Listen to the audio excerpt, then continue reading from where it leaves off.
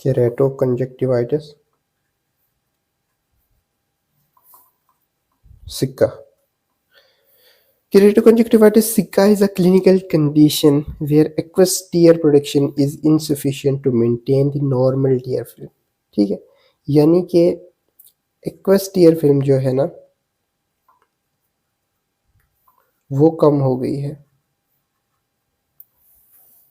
insufficient हो गई है. क्यों? क्योंकि उसकी प्रोडक्शन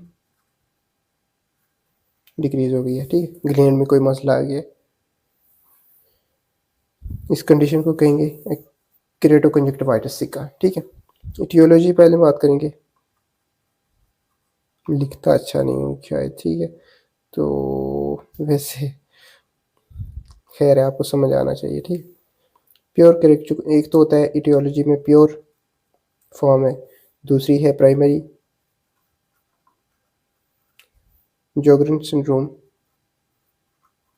जोगरन या जोगरन सिंड्रोम, जो भी आप पढ़ना चाहें. ठीक है, तीसरा है जी सेकेंडरी जोगरन सिंड्रोम.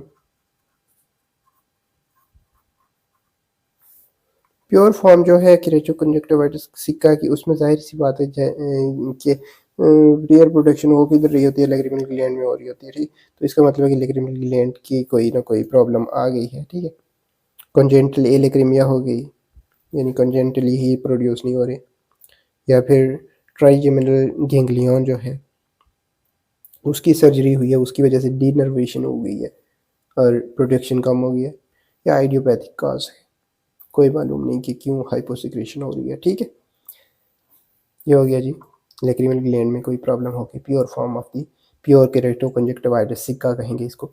दूसरा प्राइमरी जोगरन सिंड्रोम, तीसरा secondary Sjogren syndrome. Primary Sjogren syndrome में आपको कैसे पता लगेगा कि प्राइमरी जोगरन सिंड्रोम है?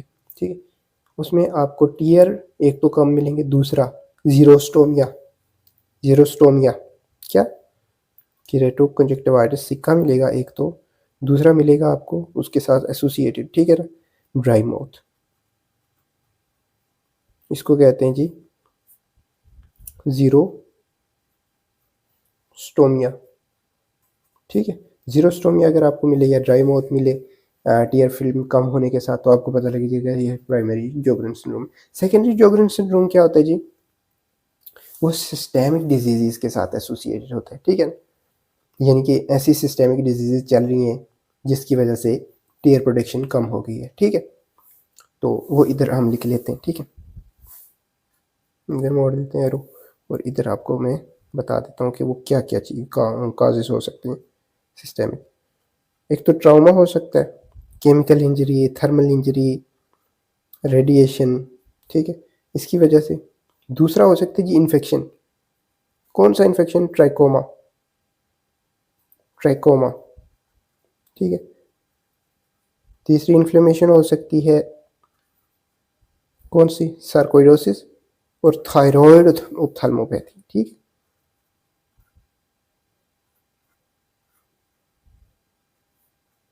थायराइड आई डिजीज या थायराइड ऑप्थेल्मोपैथी. ठीक है, हाइपर सेंसिटिविटी हो सकती है, यानी Steven Johnson syndrome. Hyper sensitivity, इसको कहते हैं जी स्टीवन जॉनसन सिंड्रोम. ठीक, ऑटो इम्यून डिजीज हो सकती है कोई, जो काज कर रही हैं. ठीक है ना, सेकेंडरी जोगरन सिंड्रोम काज कर रही हैं जो. ठीक हो गया. ऑटो इम्यून में कौन सी? रूमेटाइड आर्थराइटिस है, ऑटो इम्यून है ना. SLE है, systemic lupus erythematosus. Erythematosus, okay. And tumour, number 6 पे आते हैं ट्यूमर. बिनाइन ट्यूमर और malignant tumour of the lacrimal gland, ये सेकेंडरी जोगरन सिंड्रोम है. ठीक है, ल्यूकीमिया और लिम्फोमा भी इसकी काज बन सकते हैं. क्लिनिकल फीचर्स आप देखेंगे तो नज़र आएंगे आपको, जो वो होंगे इरिटेशन होगी, सिम्टम बता रहा होगा पेशेंट, इरिटेशन हो रही है मुझे, बर्निंग हो रही है, फॉरेन बॉडी लग रहा है कि आई में मौजूद है, ठीक है। और जब सनलाइट को एक्सपोज़र होगा पेशेंट के साथ, ठीक है, तो उसकी वजह से और वर्स हो जाएँगे सिम्पटम्स, या हवा चले या हॉट क्लाइमेट हो उसमें, ठीक है। और दूसरा जो साइन मिलेगा वो होगा जी, सिम्पटम जो होगा वो होगा जी स्ट्रिंगी म्यूकस डिस्चार्ज। याद रखना है, स्ट्रिंगी म्यूकस डिस्चार्ज होगा, जो कि ब्लर कर देगा विज़न को। ब्लिंकिंग करेगा जब पेशेंट आई को, तो उसकी वजह से उसको पेन और ज़्यादा होगा। एग्ज़ाम करेंगे जब हम, तो साइंस क्या मिलेंगे? टीयर फ़िल्म कम हुई होगी, ठीक है।